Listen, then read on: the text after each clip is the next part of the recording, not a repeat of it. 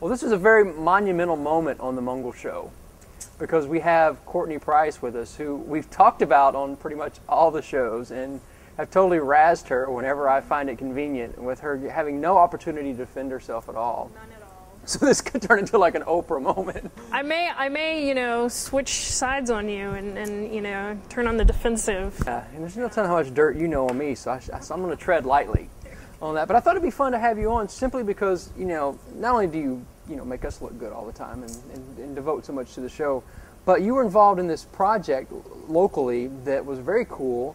And, you know, we bring on local actors and actresses and people and filmmakers, and I was like, well, we've got one here with us at our disposal, and we're going to talk about this thing that happened. If I understand it right, there was this competition on a site called thedoorpost.com, and a local filmmaker who's been on our show before, Brent McCorkle, entered it, won round one, got a big sweaty wad of cash, or at least a little bitty wad of cash, a little bit of cash. Yeah. Well, winning round one was no small feat.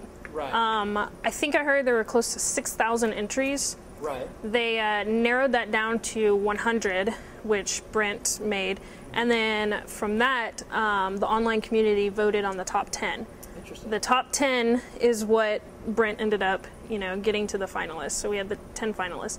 Each finalist team was given $30,000 to go make a 20-minute short. Right. Now, and the first one he won on was like a 2-minute feature or 7 minutes. So the first one was a 7-minute short, which he did brilliant with, which he always does. So anyway, but then he brought you on for this next 20-minute version, and you were just in charge of pretty much. Well, there were three main producers, myself, Rhonda Tovar, and then Kim McCorkle, who's his wife. Right. And so I was doing kind of more of the producer UPM, which is called the unit production manager, and that's covering. It's kind of hard to explain, but covers a lot of more of the budget side of things, and you know, like any producer, you're dealing with a lot of the logistics of trying to take care of this. Yeah. So Brent is like one of the most creative people that I've ever met, and so he had, you've seen it, and if you go to thedoorpost.com, I'll do the plug right now. Yeah. If you go to thedoorpost.com, it's called The Rift, and it's directed by Brent McCorkle. And so, now did he write it as well? Or yeah, he wrote it. He wrote it and directed, obviously. But he sent me the script, and I read it, and I actually called him and said, "Brent, I have no idea how we're gonna do this."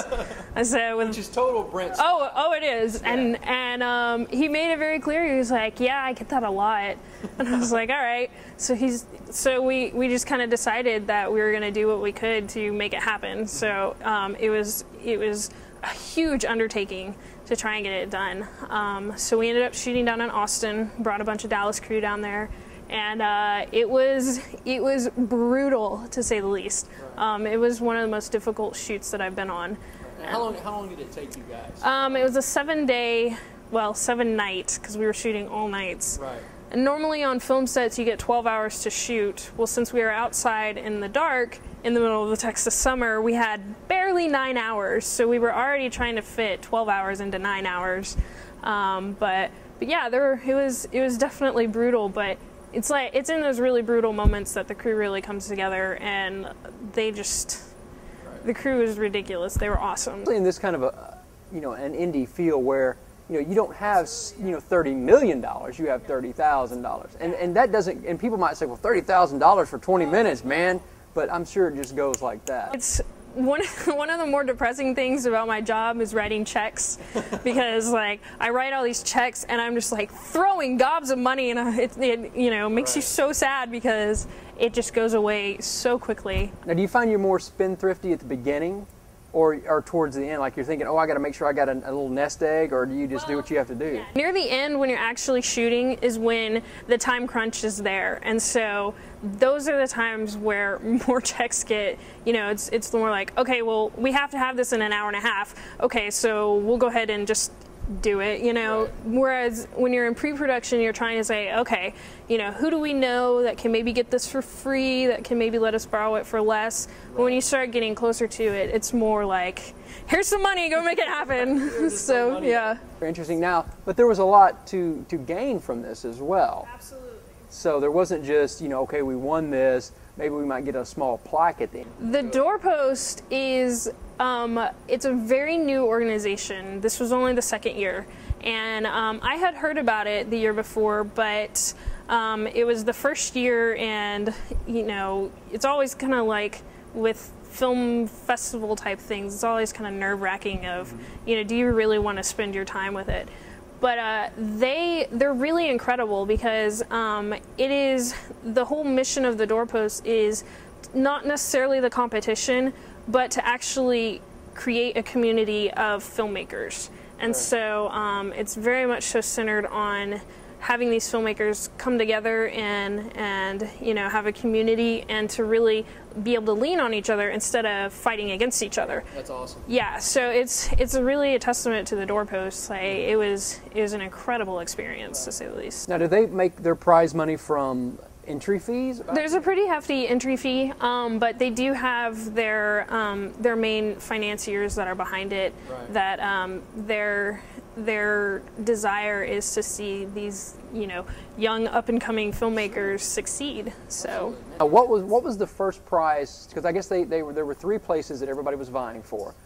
So the granddaddy of all, what were you playing for? You got first place. You walked away with $100,000 cash. Just here you go. You didn't have to do another. You didn't have to do another film. You could, you know, buy a yacht. It didn't really matter. Small yacht. Well, Right. I don't typically buy yachts, so I don't really know the price range. I'm sorry. All right. So yeah, so there's a lot of just, you know, and probably somebody like Brent, who has done a bunch of films in the past, he's probably got some, you know, not that Brent ever doesn't spend the right amount of money, but I'm sure anybody can use that's in the indie world, music, movies, or anything can use $100,000. Yeah.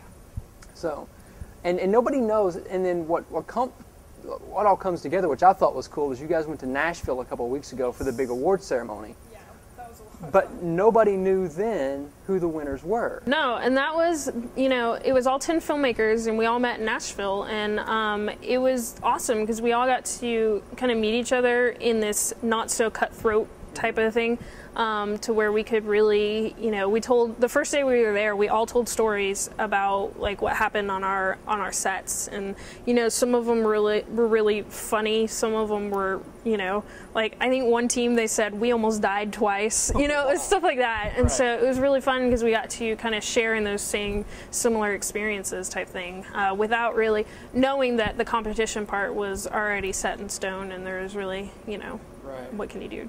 And what was cool is I'm sitting on my computer, and I get, you know, I'm following you on Twitter, and it pops up and says, hey, we're here at, you know, at the thing. You can watch it on live online. So I'm like, so I went over the Doorpost. It was cool. So I watched the whole ceremony here in Dallas, sitting on my couch. We actually texted back and forth a few times, and it totally weirded me out that you knew that. It was like they were, you know, they would play the finalists, and they were showing clips from it, you know, and the winners when they give their speech. So it was almost like being there or watching it on television. Which and we got to do like a really cool red carpet thing, and rode in a limo, which is always fun. So yeah, it was exciting. Now, do you think that, you know, shooting the MungleShow as many weeks as you did, do you think that really benefited you on the set? Absolutely. I pulled from my experiences. But, you know, because I was watching the riff going, they totally stole that from our set. Totally. They're, you know, the same. Yeah, they are.